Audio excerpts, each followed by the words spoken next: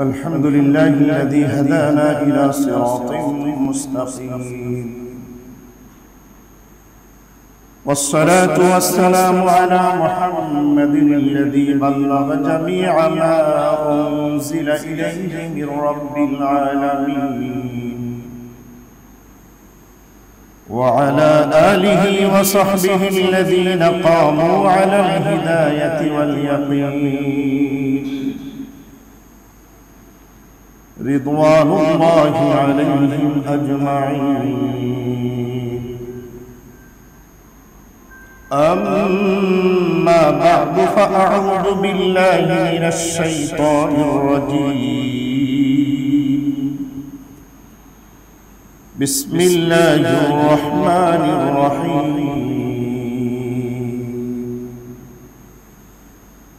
الحج أشهر معلومات، فمن فرض فيهن الحج فلا رفث ولا فسوق ولا جدال في الحج،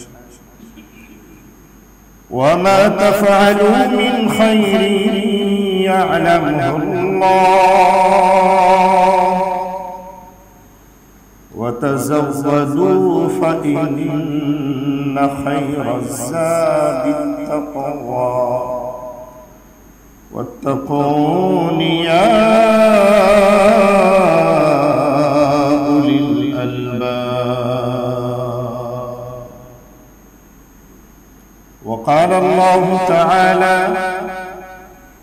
ولله على الناس حج البيت من استطاع إليه سبيلا، ومن كفر فإن الله غني عن العالمين.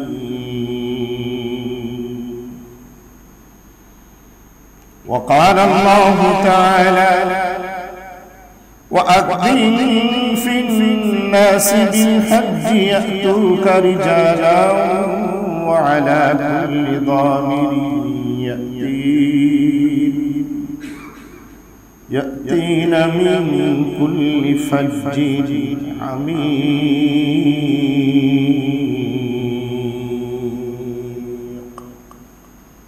صدقت يا رب العالمين.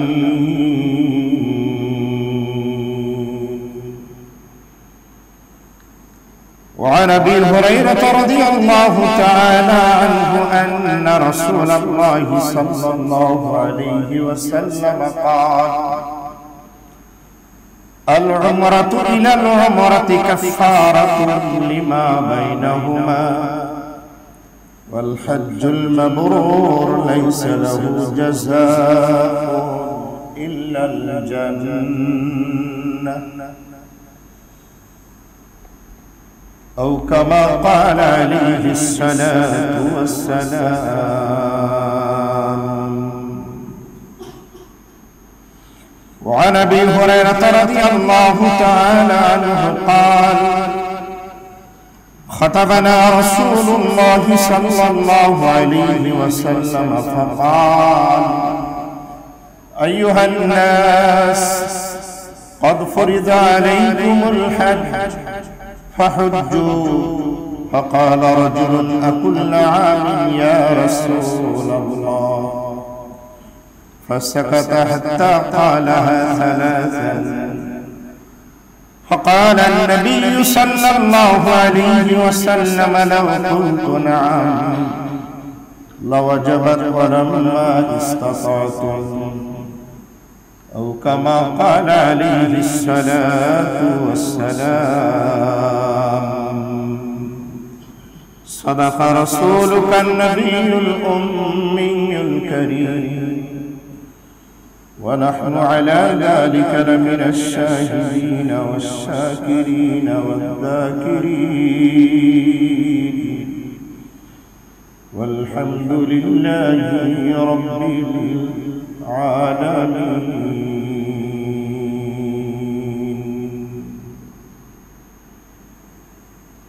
يا خير من دفنت بالقاء أعظمه، فطاب من طيبهن القاع والأكم نفس الفداء لثغار أنت ساكنه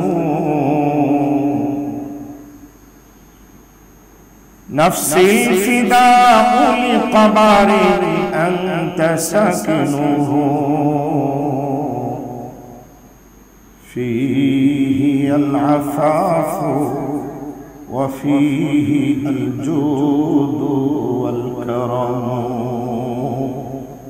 فيه العفاف وفيه الجود والكرم شكرا لك درود إبراهيم اللهم صل على محمد وعلى آل محمد كما صليت على إبراهيم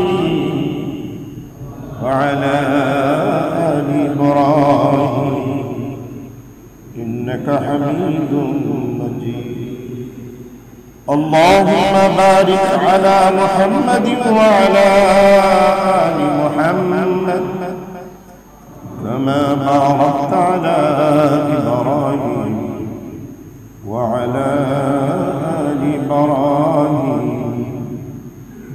إنك حميد مجيد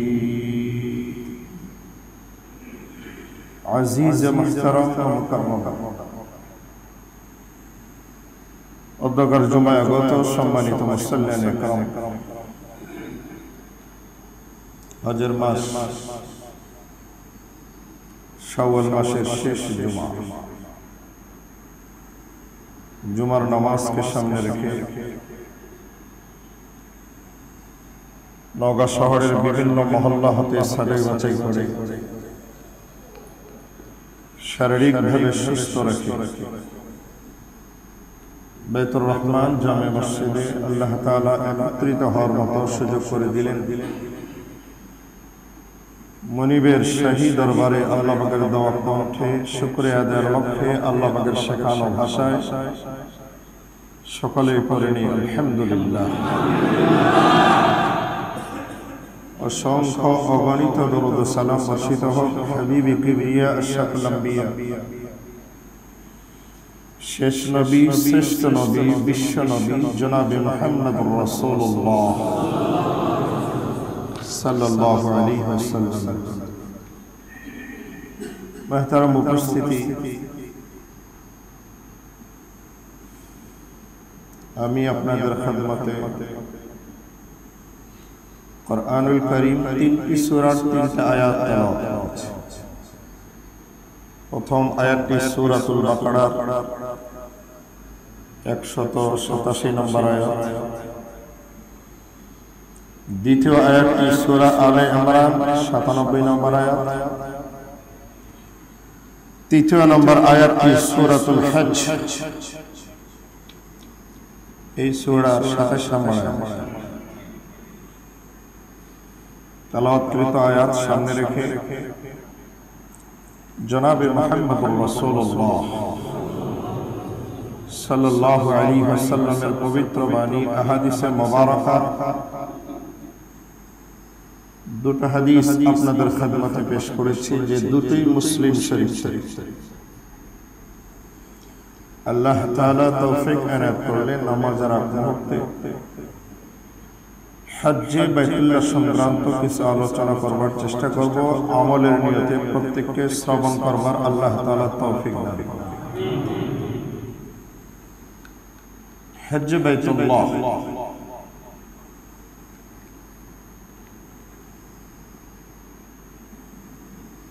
ইব্রাহিম আলাইহিস সালাতু ওয়াস সালাম পুনরায় যখন কাবা ঘর নির্মাণ করলেন কাজ যখন কমপ্লিট হয়ে গেল সর্বপ্রথম তিনি আল্লাহ তাআলার কাছে দোয়া করেছিলেন কোনো ভালো কাজ কোনো মহৎ কাজ নেক কাজ কোনো ইবাদত করার পরে প্রভুর কাছে দোয়া করতে হয় এই শিক্ষাটা আল্লাহ তাআলা ইব্রাহিম পয়গম্বর থেকে আমাদেরকে দিয়েছেন নামাজ তো পড়লাম, রোজা তো রাখলাম, যাকাত তো মাশাআল্লাহ অনেক দিলাম, কিন্তু আল্লাহ তাআলা কবুল করলেন কিনা এটা একটা বিষয় থাকে কিনা। আমি তো করলাম, আমি তো দিলাম, কবুল হলো কি? কবুল করানোর জন্য যে প্রসেস আল্লাহ তাআলা ইব্রাহিম আলাইহিস সালাতু ওয়াস সালামকে শিক্ষা দিয়েছেন, সেটাও আল্লাহ তাআলা কোরআনুল কারীম সূরাতুল বাকারা 127 নম্বর আয়াতে এবং পরবর্তী আয়াতগুলিতে ইব্রাহিম পয়গম্বর যেভাবে আল্লাহর কাছে দোয়া করেছেন, সেই দোয়াটা আপনাকে আমাকে ফলো করবার জন্য আল্লাহ তাআলা কোরআনুল কারীমে রেকর্ড করে রেখে দিয়েছেন। সুবহানাল্লাহ। ইব্রাহিম পয়গম্বর সেই দিনে যা দোয়া করেছেন কোরআন আল্লাহ তাআলা وَإِذْ يَرْفَعُ إِبْرَاهِيمُ الْقَوَاعِدَ مِنَ الْبَيْتِ وَإِسْمَاعِيلُ رَبَّنَا تَقَبَّلْ مِنَّا إِنَّكَ أَنْتَ السَّمِيعُ الْعَلِيمُ। আল্লাহ পাক বলেন, স্মরণ করো ওই সময়কে যখন ইব্রাহিম আর ইসমাঈল উভয়ে মিলে বাইতুল্লাহর কাজ সমাপ্তি ঘোষণা করলেন। এরপর ইব্রাহিম আলাইহিস সালাতু ওয়াস সালাম আল্লাহ তাআলার কাছে দোয়া করেছিলেন, রব্বানা, হে আমাদের প্রভু, তাকাব্বাল, আপনি কবুল করুন, মিন্না, আমাদের থেকে আমাদের এই কাজটা। কাবা ঘর পুনরায় নির্মাণ করা এটা তো একটা সৌভাগ্যের বিষয়। সকলের দ্বারা বাইতুল্লাহর তামির সম্ভব, সকলের টাকা, সকলের সময় আল্লাহ তাআলা বাইতুল্লাহর জন্য, আল্লাহর ঘরের জন্য আল্লাহ কবুল করুন। অনেক সময় থাকার পরও, ইচ্ছা থাকার পরও হয় না, দিচ্ছি দিব করে কাজ কমপ্লিট হয়ে গেছে, আমার তো দেওয়ার ইচ্ছা ছিল কিন্তু এখন আর সুযোগ, তার মানে আল্লাহর কাছে কবুল। ইব্রাহিম আর ইসমাঈল আলাইহিস সালাম উভয়, একজন পয়গম্বর খলিলুল্লাহ আর একজন হলেন তার সন্তান ইসমাঈল জবিহুল্লাহ, উভয়ের দ্বারা বাইতুল্লাহর কাজ আল্লাহ তাআলা কমপ্লিট করালেন। এরপরে আল্লাহর কাছে দোয়া করছে, হে আমাদের প্রভু, রব্বানা, হে আমাদের রব। বহু বচন, কারণ বাবা ছেলে তো দুইজন আছেন, আর জুমা বহু বচন হওয়ার জন্য 3 সদস্য লাগে, আকাল্লে ফরজ 2-এ অনেক সময় জুমা হয়। বহু বচন, দুইজনের জন্য বহু বচন ব্যবহার করা হয়। বাবা ছেলে উভয় মিলে দোয়া করছেন, হে আমাদের রব, তাকাব্বাল মিন্না, আপনি কবুল করুন আমাদের এই কাজটুকু, খিদমতটুকু। তো কাবা ঘর নির্মাণ করার পরে আবার দোয়া করতেছেন, তার মানে কবুল হওয়ার একটা বিষয়। আমরাও মসজিদ বা মাদ্রাসা ভালো কোনো কাজ করার পরে আল্লাহর কাছে যে এইভাবে দোয়া করতে হবে, এটা আল্লাহ তাআলা এই আয়াত থেকে আমাদেরকে তালিম দিলেন, শিক্ষা দিলেন। রবের কাছে কবুল হতো। আপনি ঘর বানিয়েছেন, মসজিদ ঘর নির্মাণ করলেন, কাজ করার পরে কবুল হলো কিনা নাম পড়ানোর জন্য সামনে নাম, ডানে নাম, পিছনে নাম, বামে নাম, আবার যেদিন এটাকে উদ্বোধন হবে সেদিকে ফুলের তোড়া পিতা কেটে আপনি তো এটাকে উদ্বোধন করলেন, কিন্তু আদৌ এই কাজ আল্লাহর কাছে কবুল হলো কিনা এরকম একটা বিষয় আছে না নাই? ওটা আগে। এরপরে আপনি নাম যশ খ্যাতির জন্য ফিতা কাটেন, ফুল ছিটান, যা করেন এটা আপনার ব্যাপার, কিন্তু আল্লাহর কাছে আগে কবুল হতো। ইখলাস কতটুকু আছে এখানেই বোঝা যায়। ঘর তৈরি করার পরে ঘরের শুরুতে যদি আপনার নামটা দেওয়া থাকে তাহলে বোঝা গেছে ইখলাস কতটুকু আছে। আল্লাহ রাসূল সাল্লাল্লাহু আলাইহি ওয়াসাল্লাম মসজিদে নববী নির্মাণ করার পরে হুজুরের নাম কিন্তু মসজিদে নববীর কথাও নেই, দেওয়া হয়নি। এখন আমরা ওইটাকে বলি মসজিদে নববী তথা নবীর মসজিদ, কিন্তু হুজুর এই কথা বলে জানেন যে এটা আমার মসজিদ।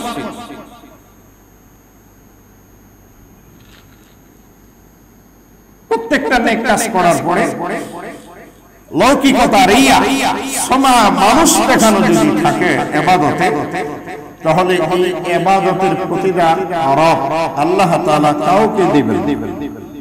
ময়দানে মাহশরে বলবেন যাদেরকে দেখাবার উদ্দেশ্যে তাদের কাছে গিয়ে প্রতিদান নাও। নাউযু বিল্লাহ। অবৈধ আপনি আল্লাহ পাক আমাদের থেকে কবুল করুন। ইন্নাকা নিশ্চয়, আপনি, আনতা আপনি, তাকি অর্থাৎ নিশ্চয় আপনি, আস-সামি শ্রবণকারী, আমরা যা বলি সবটা আপনি শুনেন, আল-আলিম মহাজ্ঞানী, আপনি জানেন। এরপর ইব্রাহিম আলাইহিস সালাম বলেছেন, রব্বানা ওয়াজআলনা মুসলিমাইনি লাকা ওয়া মিন যুররিয়াতিনা উম্মাতান মুসলিমাতান লাক ওয়া আরিনা মানাসিকানা ওয়া তুব আলাইনা ইন্নাকা আনতাত তাওয়াবুর রহিম। ربنا وبعث فيهم رسولا منهم يتلو عليهم آياتك ويعلمهم الكتاب والحكمة ويزكيهم إنك أنت العزيز الحكيم। ربنا هي আমাদের প্রভু, ওয়াজআলনা মুসলিমাইনি লাকা, আমরা উভয়কে, অর্থাৎ আমি বাবা ইব্রাহিম, আমার সন্তান ইসমাইল, উভয়কে আপনার আনুগত্যকারী হিসাবে আপনি গণনা করেন। আনুগত্যকারী, মুসলিমাইন, মুসলিম, আত্মসমর্পণকারী আপনার জন্য।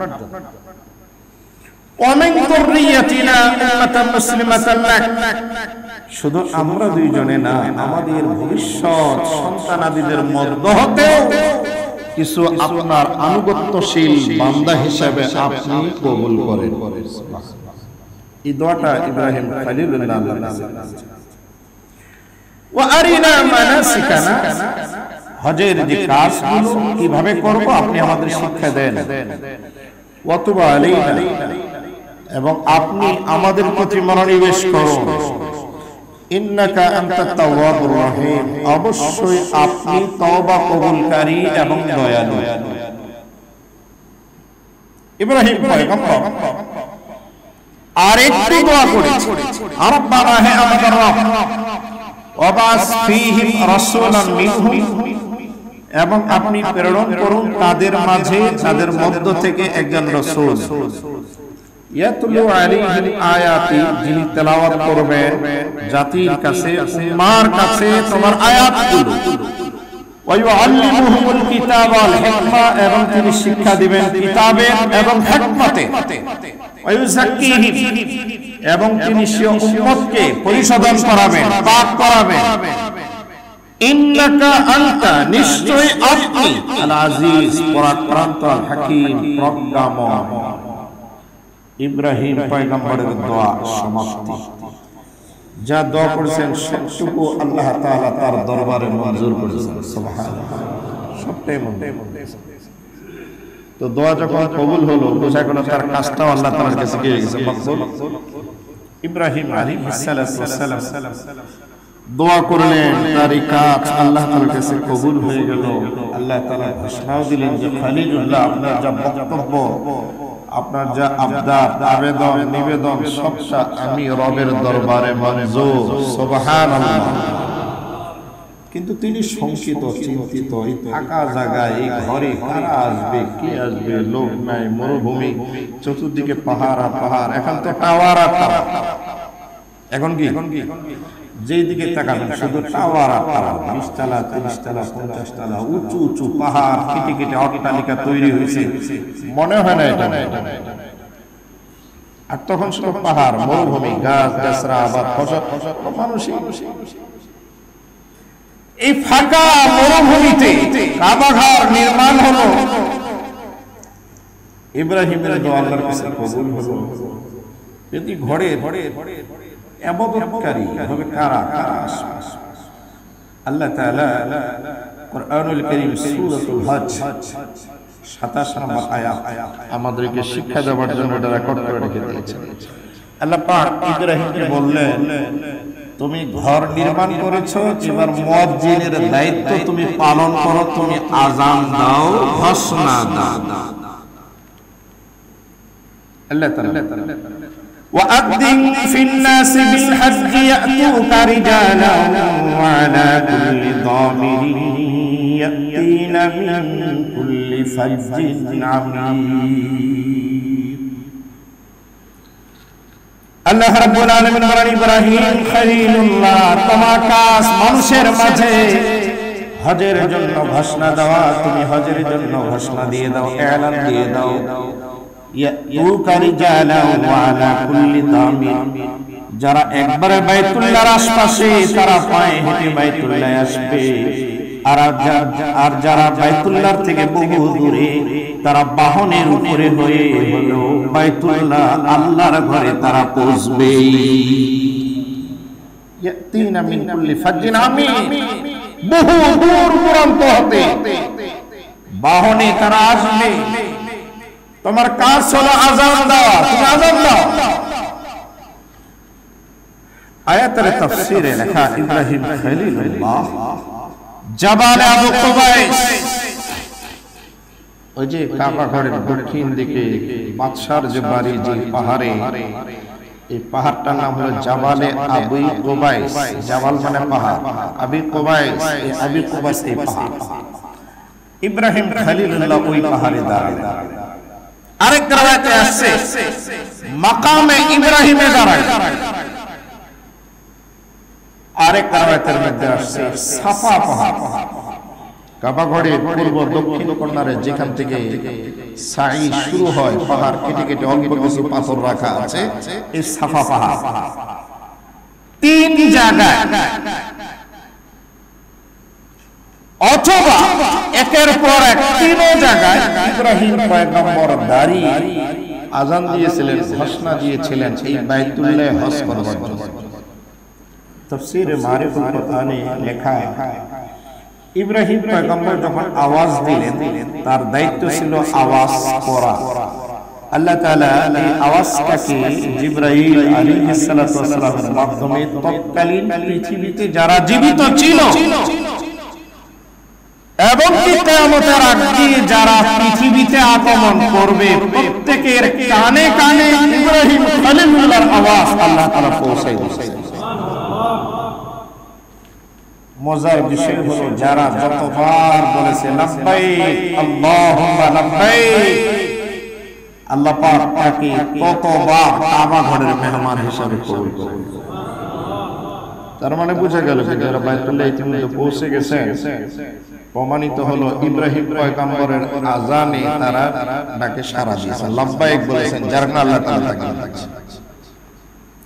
ইচ্ছা থাকলে হবে না, টাকা থাকলে হজ হয়। নওগাঁতে এরকম বহু বড় বড় ব্যক্তিত্ব দেখা গেছে, টাকার বিছানার উপরে শুয়ে মারা গেছে মগর হজ করতে। নসিবের এত সহজ। এই জন্য সবসময় বাইতুল্লাহ পৌঁছার জন্য নিয়ত থাকতে হবে, ইরাদা, ইচ্ছা থাকছে। আল্লাহ তাআলা টাকা থাকলে তো নিবেনই, নিতে পারে। অনেক সময় টাকা নেই, পয়সা নেই, যার কোনো কল্পনা করেনি, অথচ বাইতুল্লাহ যাচ্ছে, প্রত্যেক বছর যাচ্ছে। এরকম ব্যক্তি আছে না? কারণ তাদের দোয়া আল্লাহর কাছে হয়তো মঞ্জুর হয়ে গেছে। টাকা থাকা জরুরি, এমনি বাইতুল্লাহ সবসময় কাবা ঘর দর্শন, কাবা ঘরের জিয়ারা, কাবা ঘরের তওয়াফ করার ইচ্ছা ইরাদা দিলে থাকতে হবে। থাকলে পিঁপড়াও নাকি হজ করে, যদিও তার উপর হজ ফরজ। পাখি, পশু পাখি হজ করে, যদিও তাদের উপর ফরজ নাই। এটা ইচ্ছা থাকবে। ইচ্ছা থাকলে আল্লাহ তাআলা কিচ্ছা এমনি মিলাই দিয়ে দিবেন, যে কোনো ভাবে বাইতুল্লাহর সফর হবে। সবসময় আল্লাহ তাআলা সাহায্য করবেন। हर साल में हाजी चला जाता है मदीना, दिखला दो मुझे मंजर गुलजार मदीना, मैं दूर हूँ मजबूर हूँ ऐ सैयद आलम, मैं दूर हूँ मजबूर हूँ ऐ सैयद आलम, दीदार देखा तो नहीं आवाज सुना दो। প্রতিটা মুহূর্ত আল্লাহ তাআলার কাছে আরজু তামান্না থাকতে হবে, তাহলে বাইতুল্লাহ বসে ইব্রাহিম পয়গম্বর আওয়াজ দিলেন আল্লাহর ঘোষণা, আযিন ফিন নাস বিল হজ। আল্লাহ বলেন ইব্রাহিম, মানুষের মাঝে হজের ঘোষণা তুমি দিয়ে দাও, আযান তুমি দিয়ে দাও। ইব্রাহিম পয়গম্বর যখন আযান দিবেন তখনও ভাবছেন যে আল্লাহ পাক কারা শুনবে আমার আওয়াজ। আল্লাহ তাআলা ইব্রাহিম খলিলুল্লাহকে বলছেন তোমার কাজ মুয়াজ্জিনগিরি করা, ইমামতি আমি কাকে দিয়ে পড়াবো এটা না, আমি আল্লাহর চূড়ান্ত সিদ্ধান্ত, তুমি আযান দাও, তুমি ঘোষণা দাও। ইব্রাহিম পয়গম্বর আযান দিয়ে দিলেন। আল্লাহ পাক সেই আওয়াজটাকে কুদরতি হাত দিয়ে প্রত্যেকের কানে কানে পৌঁছে দিয়েছেন। এটা এত সহজ, আল্লাহ চাইলে আল্লাহর কাছে সবকিছু সম্ভব। ইব্রাহিম খলিলুল্লাহর ডাকে যারা লাব্বাইক বলছে তারা আজ হজের তালবিয়া পড়ে পাগলের মতো ইহরাম পড়ার আগে থেকে শুরু হয়ে যায় হাজি এবং উমরা করে লাব্বাইক আল্লাহুম্মা লাব্বাইক লাব্বাইক লা শারীকা লাকা লাব্বাইক ইন্নাল হামদা ওয়ান নি'মাতা লাকা ওয়াল মুলক লা শারীকা লাকা। পাগলের মতো যাচ্ছে ও পাগল না, ভালো একটা টুপি নেই, ভালো একটা গেঞ্জি নেই, শু নাই, ক্যাপস নাই, ট্রাউজার নাই, ভালো চাদর নাই, কিচ্ছু নাই, একবারে পাগলের মতো ধনী গরিব কাবু ফর্সা ইমাম মুক্তাদি পীর মুরিদ শিক্ষিত অশিক্ষিত প্রত্যেকটা পুরুষ যখন আল্লাহর ঘরে মুহরিম ইহরামরত অবস্থায় আল্লাহর ঘরে যায়, সকলের দুইটা কাপড়, উপরে একটা নিচে একটা, কোনো ভেদাভেদ চেনা যায় না, কিন্তু সে এবার সবগুলা এক। এখন আর তেল দিতে পারে না, খুশবু লাগাতে পারে না, চিরুনি করতে পারে না, ভালো কোনো জিনিস সুগন্ধি হাতে লাগাতে পারে না,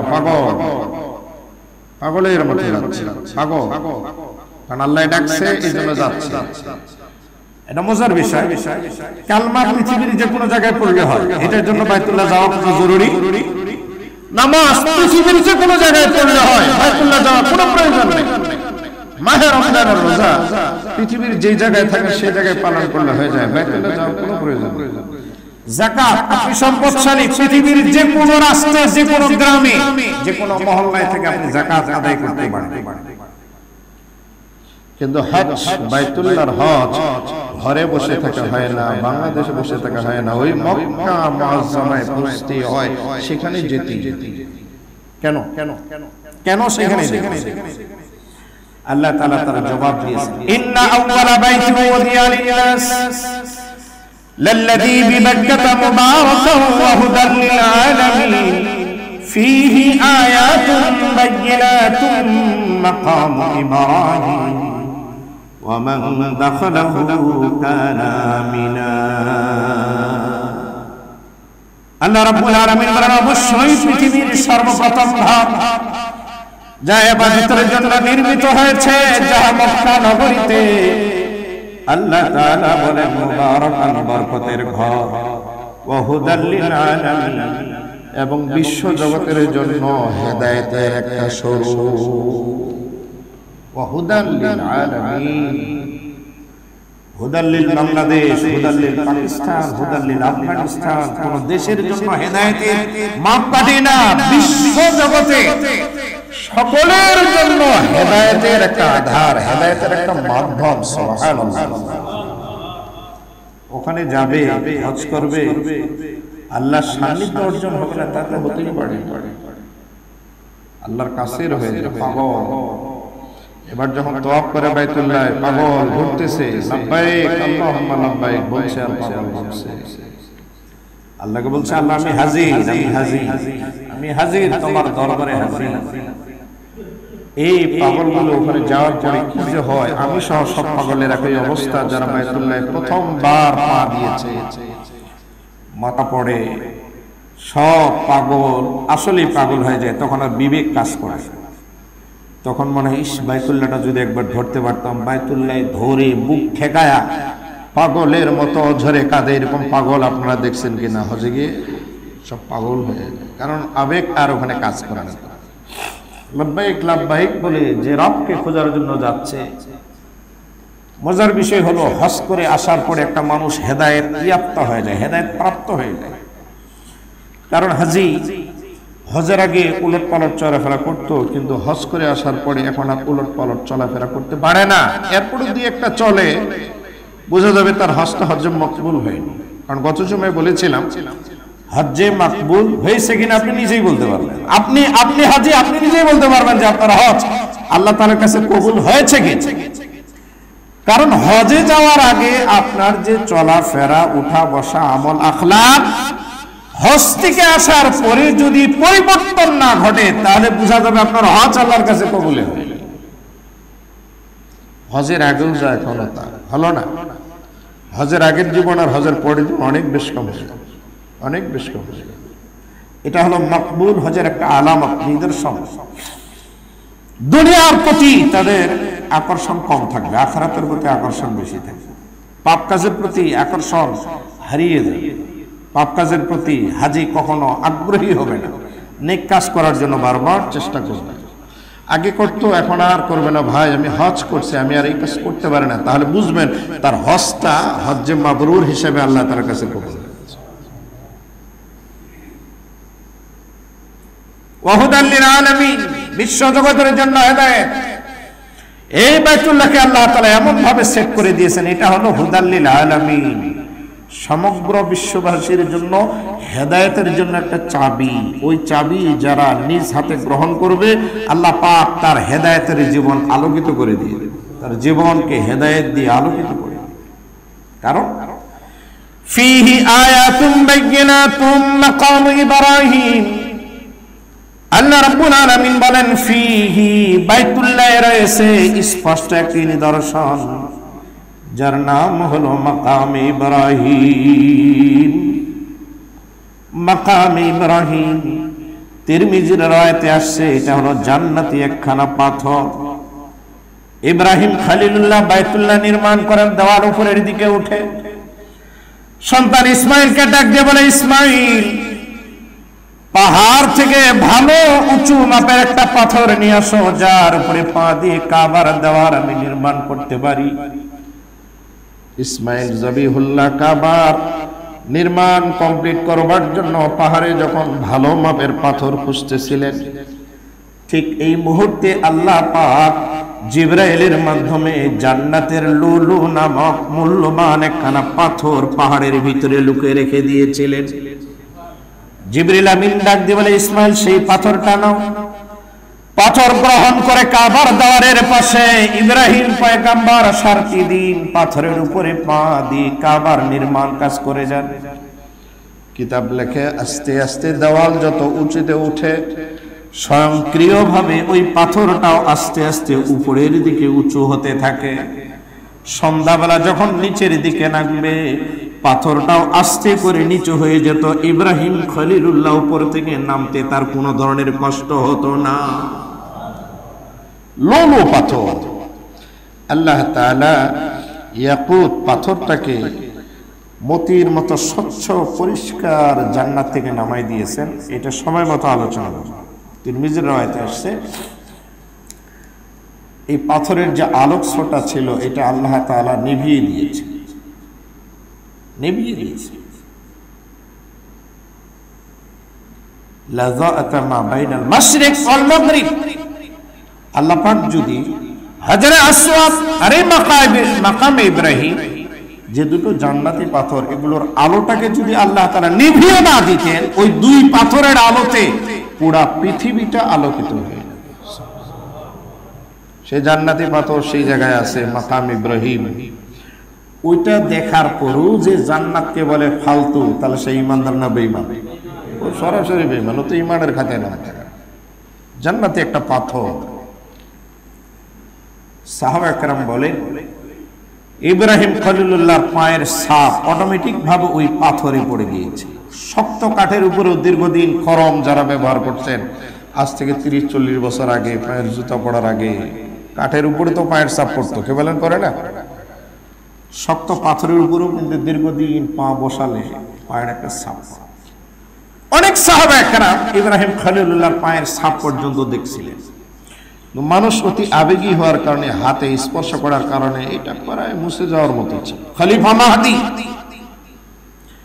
169 হিজরিতে এই মাকামে ইব্রাহিম এই পাথরটাকে স্বর্ণের প্লেট দিয়ে ফাইন করে নকল পায়ের ছাপ দিয়ে এটাকে সুন্দর করে এখন যে কাবা ঘরের পূর্ব দিকে কাছের ভিতরে রক্ষিত এই সেই মাকামে ইব্রাহিম পাথর, জান্নাতে একটা পাথর। আল্লাহ বলেন ফিহি আয়াতুন বাইয়িনাতুন, কাবায় রয়েছে স্পষ্ট একটি নিদর্শন মাকামে ইব্রাহিম, যে পাথরে ইব্রাহিম পয়গম্বর পা দিয়ে আল্লাহর ঘরটা নির্মাণ করেছিলেন। সুবহানাল্লাহ। এরপরও আর কি দেখবেন, আল্লাহ বলেন ওয়ামান দাখালাহু কানা আমিনা, যারা এই কাবায় ঢুকবে তারা নিরাপদ। হারাম শরীফে যারা ঢুকবে তারা নিরাপদ, তাকে হত্যা করা যাবে না। অর্থাৎ হারামের বাইরে কেউ কাউকে হত্যা করছে, করার পরে হত্যাকারী আত্মরক্ষার জন্য কাবায় ঢুকছে, তাকে আর মারা যাবে না। কি করতে হবে?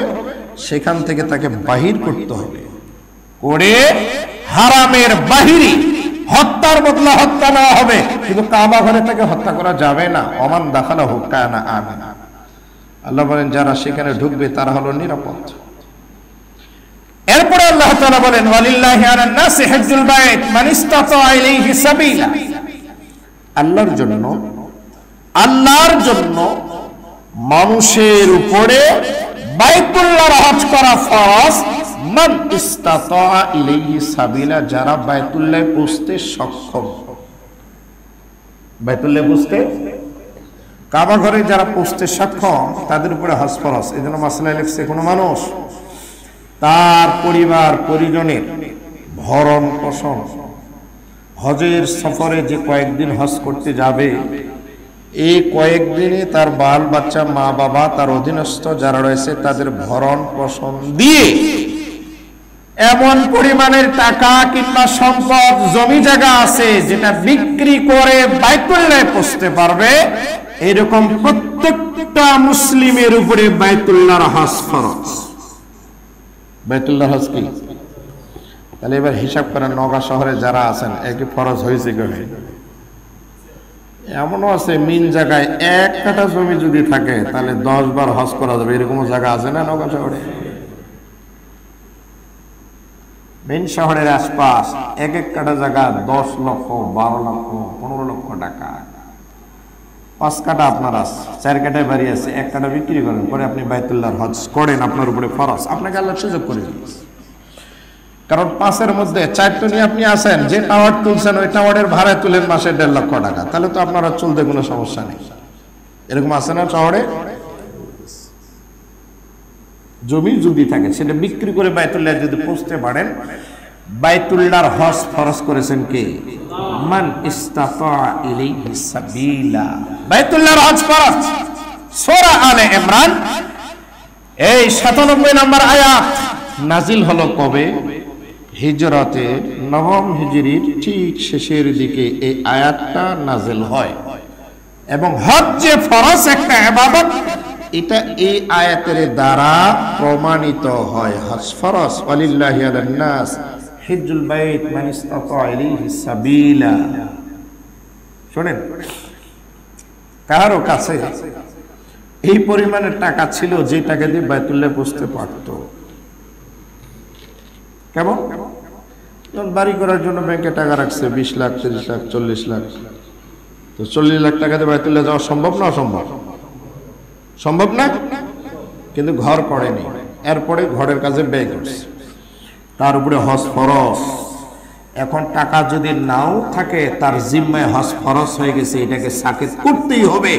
না কেউ যদি মারা যায়, নামাজ তরফ করে গেলে কবরে যেরকম পিটানি হবে, হজ ফরজ হয়ে যাওয়ার কারণে, হজ না করে মারা যাওয়ার কারণেও তার পিটানি। হিসাব কিতাব করে টাকা জমা, টাকা কামাই করে।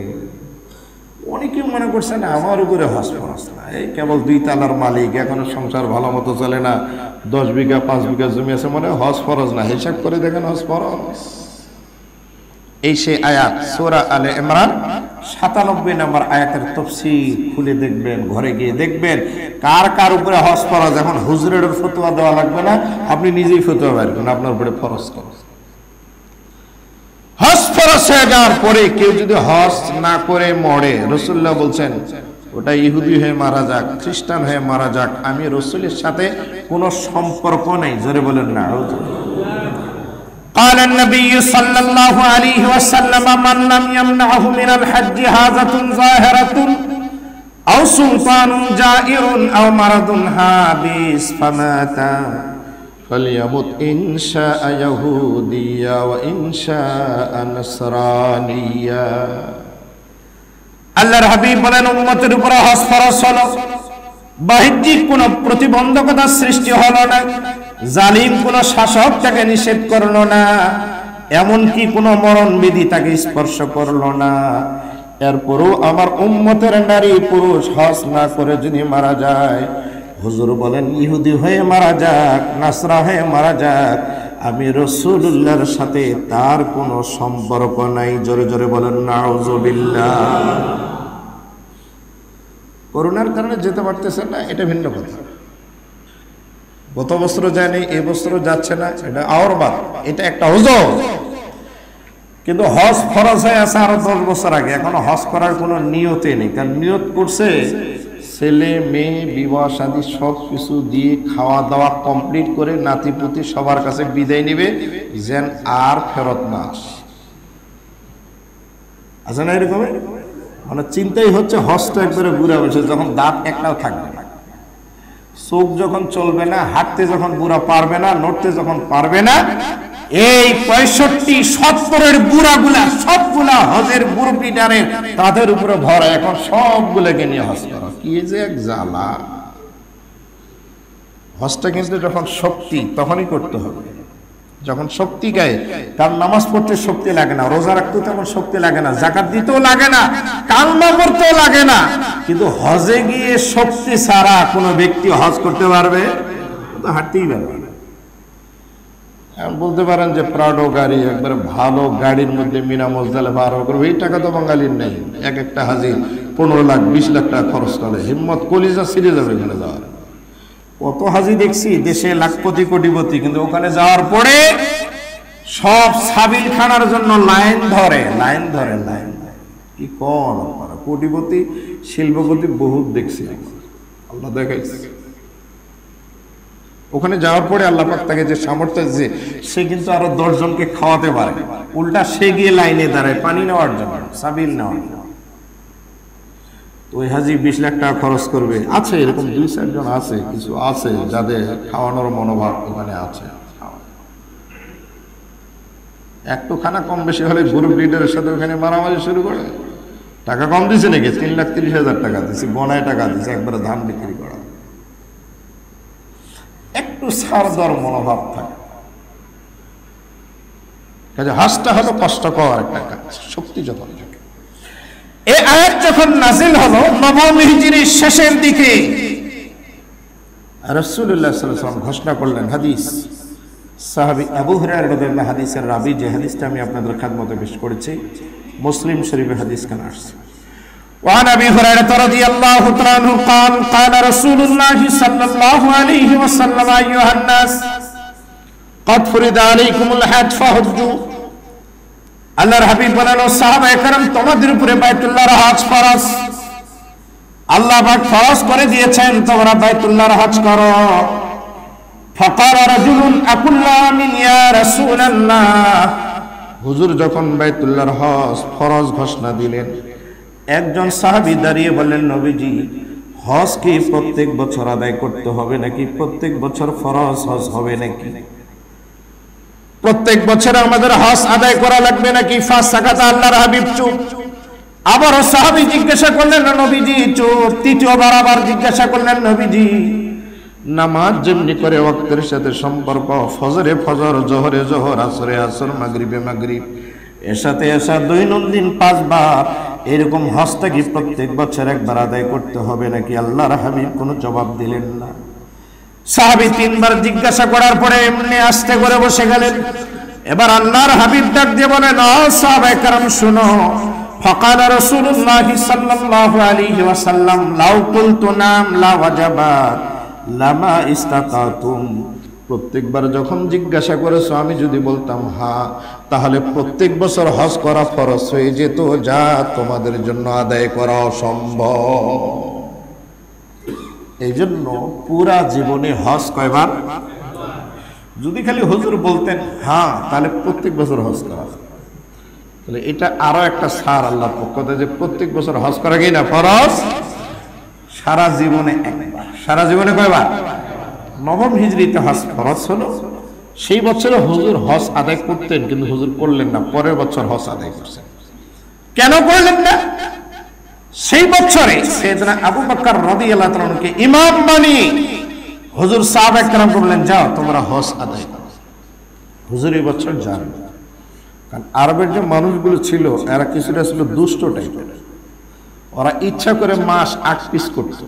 কেমনে বুঝাবো আপনাদের? জানুয়ারি ফেব্রুয়ারি বুঝেন, জানুয়ারি ফেব্রুয়ারি 3 নম্বর মাস মার্চ, এরপর কি ওরা করতো কি মুহররম, সফর, রবিউল আউয়াল, রবিউল সানি, জুমাদাল উলা, জুমাদাল উখরা, রজব, শাবান, রমাদান।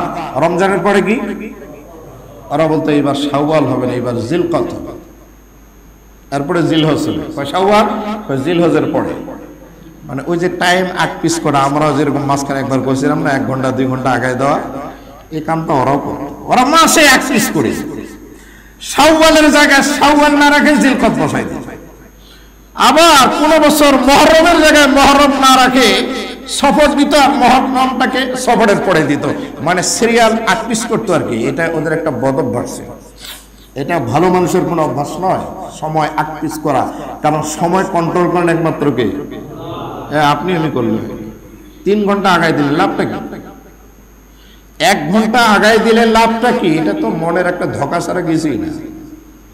দিয়ে খালি মুয়াজ্জিন গুলোকে ঝামেলার মধ্যে ফেলেন। একটা আজান 12টায় দিয়ে বসে আছে, ওই যে 1 ঘন্টা আগে চলে গেছে জানি না, ব্রিজ মসজিদে বাস 12টার মধ্যে আমিনুল আজান দেওয়া শুরু করছে। কেউ বলছে ব্যাপারটা কি, তুমি এখন আজান হবে একটা দেওয়াচ্ছে, 1 ঘন্টা আগে আসছে জানা নেই। ওইটা তো আমার, কারণ আজান হবে তখন 2টায়, একটার আজান 2টায়। সারা বাংলাদেশ সব জায়গায় ঘড়ি পাল্টাই গেছিল, আমার এখানে পাল্টায়নি। বলছে যে একসময় তো আবার ঘড়ি আসবে, কাজে ওইরকমই থাকে। এটা মনের সান্ত্বনা, অন্য কিচ্ছু কিচ্ছু। ওরা মাস 8 পিস করত। তো নবম হিজরিতে ঘটনা ছিল তাই, হজের মাস হজের জায়গাতে নাই, যার কারণে হুজুর মদিনার থেকে মক্কায় আসেনি হজ করার জন্য। কিন্তু আয়াত যেহেতু নাজিল হলো, হজ যেহেতু ফরজ হলো, রাসূলুল্লাহ সাল্লাল্লাহু আলাইহি ওয়াসাল্লাম সাইয়েদনা আবু বকরকে ইমাম বানিয়ে বলেন যে যাও তুমি এবার বাইতুল্লাহ হজ করো, আর মানুষদেরকে হজের শিক্ষাটা ভালো মতো দিয়ে দাও, যেন আমি যে বছর নামাজ পড়াতে যাব সেই বছর যেন মুসল্লি নামাজের মধ্যে উলটপালট না করে। এই জন্য রাসূলুল্লাহ 10ম হিজরিতে হজ করছে, হজ পড়ছে, বাইতুল্লাহ হজ পড়ছে, কিন্তু সময় মতো আদায় করতে হবে, ও সময় হজ আদায় করা যাবে না। কুরআনুল কারীম আল্লাহ তাআলা বলেন আল হজ্জু আশহুরুম মা'লুমাত, হজের জন্য সুনির্দিষ্ট সুবিদিত কয়েকটি মাস। আল হজ্জু আশহুরুম মা'লুমাত, আল হজ্জু মানে হজ, আশহুর শাহরুনের বহুবচন, মাস, মা'লুমাত নির্ধারিত নির্দিষ্ট কয়েকটি মাস। আল হজ্জু আশহুরুম মা'লুমাত সূরাতুল বাকারার 187 নম্বর আয়াত। এই আয়াতের তাফসীরে লেখা হজের মাস হলো 3টি, শাওয়াল, জিলকদ, জিলহজের 10, এই টোটাল 2 মাস 10 দিন, এটা হলো হজের জন্য মাস। তার মানে শাওয়ালের আগে হজের ইহরাম পরে বাইতুল্লাহ যাওয়াটাই নিষেধ। বাইতুল্লাহ যেতে হলে শাওয়ালের মধ্যেই যেতে হবে। আজ থেকে 20-30 বছর আগে যাদের হজে লাগতো 6 মাস, ওরা তো অনেক আগে বাইরে যেত, কিন্তু ইহরাম পড়তো না, ওরা হজের জন্য বাইরে যেত। মিকাতে যখন ঢুকতো তখন তারা ইহরাম পড়তো। এই কয়েক মাসেই শুধুমাত্র হজের জন্য ইহরাম বাঁধতে পারবে, এর বাইরে না। আল হজ্জু আশহুরুম মা'লুমাত কুরআনুল কারীমে হজ সংক্রান্ত 8টি আয়াতের এটি দ্বিতীয় আয়াত। প্রথম আয়াতে আল্লাহ তাআলা উমরা সম্পর্কে বলেছেন। উমরা এর জন্য বছরে যে কোনো সময়, এর জন্য কোনো মাস দিন তারিখ নেই, যে কোনো সময় করা যেতে পারে, কিন্তু হজ যে কোনো সময় করা যাবে না, নির্ধারিত মাস হতে হবে, তাহলে হজ আদায় হবে।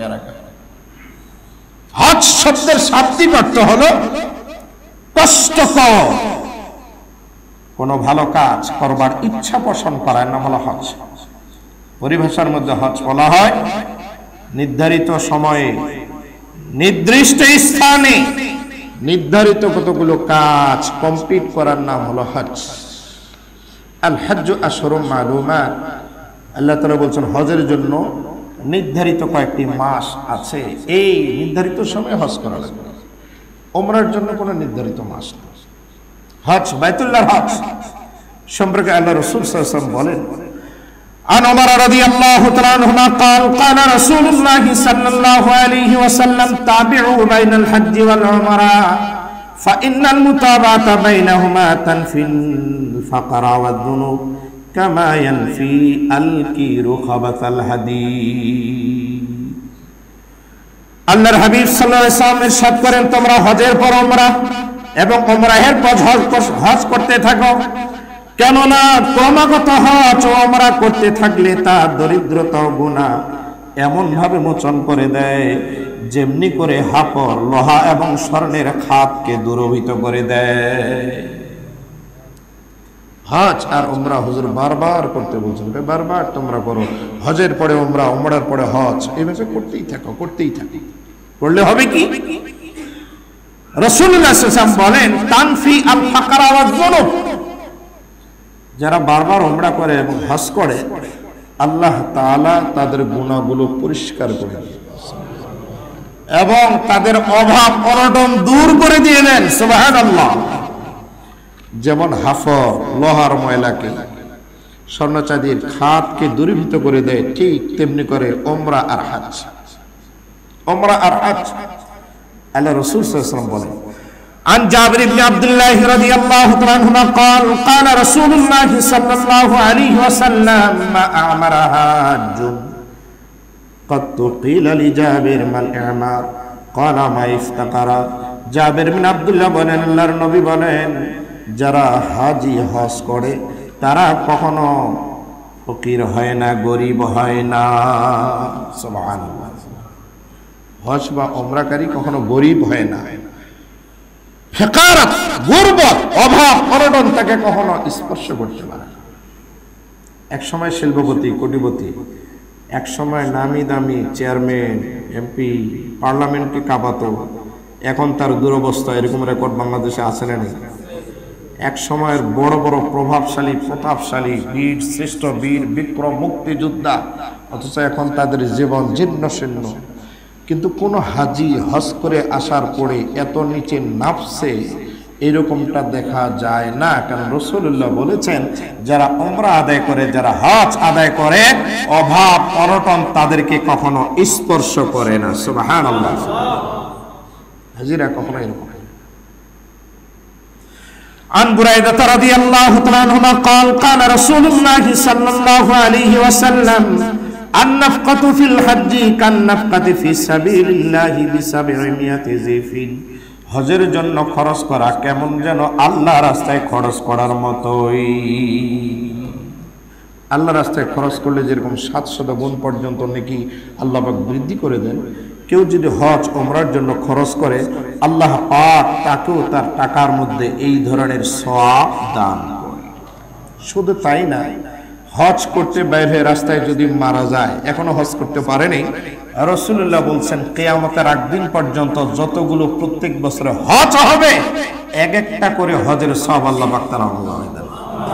قال رسول الله صلى الله عليه وسلم من خرج حاجا فمات كتب له أجر الحاج إلى يوم القيامة ومن خرج معتمرا فمات كتب له أجر المعتمر إلى يوم القيامة ومن خرج غازيا فمات كتب له أجر الغازي إلى يوم القيامة।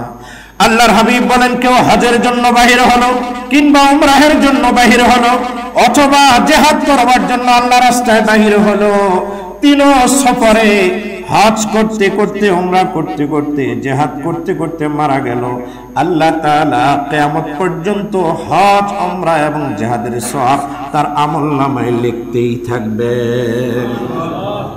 প্রত্যেক বছর একটা করে কবুল হজ, এটা করে উমরা আর জিহাদের সওয়াব আল্লাহ পাক তার আমলনামায়। কাজে বাইরে হওয়াটা এটা বরকতের কাজ, এটা একটা ভালো কাজ। এই জন্য হজ এবং উমরা, আল্লাহ রাসূল সাল্লাল্লাহু আলাইহি ওয়াসাল্লাম বলছেন, আল উমরাতু ইলাল উমরা কাফারাতুন লিমা বাইনাহুমা।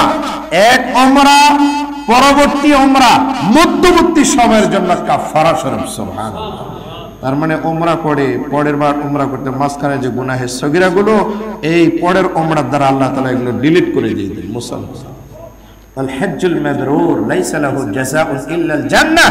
আর কেউ যদি হজ্জে মাবরুর করতে পারে, যে হজে শুধু নেকি আর নেকি, পুণ্য আর পুণ্য, যে হজে কোনো পাপ কাজ হয়নি, যে হজ করে আসার পরে মনটা আল্লাহর দিকে বেশি আগ্রহী হয়েছে, দুনিয়ার প্রতি তেমন আর আসক্তি নাই, এটাকে বলে হজ্জে মাবরুর। হুজুর বলছেন এই ধরনের হজ যদি কোনো উম্মত করে দেখাতে পারে, মরতে দেরি আল্লাহ পাক তার জান্নাত ছাড়া আর অন্য কোনো বিনিময় দিবেন না। সুবহানাল্লাহ। এজন্য নিয়ত আমাদের সকলের আছে তো ইনশাআল্লাহ?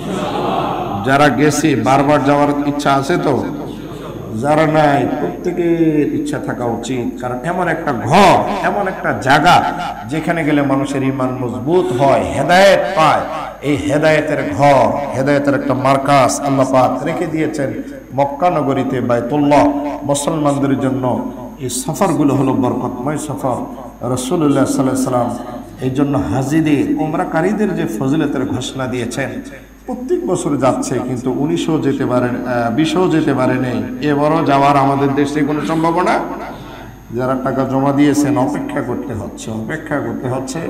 আল্লাহর কাছে দোয়া করি আল্লাহ পাক যেন সব ধরনের প্রতিবন্ধকতা তুলে নেন এবং হজের ইহরাম, উমরার ইহরাম না পড়া পর্যন্ত আল্লাহ যেন মরণের কাফন দেহে না লাগান। আরো আসতে বলেন আমিন। আল্লাহ পাক আমাদের সবাইকে কবুল করুন। আমরা যারা সুন্নাহ নামাজ পড়েন সুন্নাহ নামাজ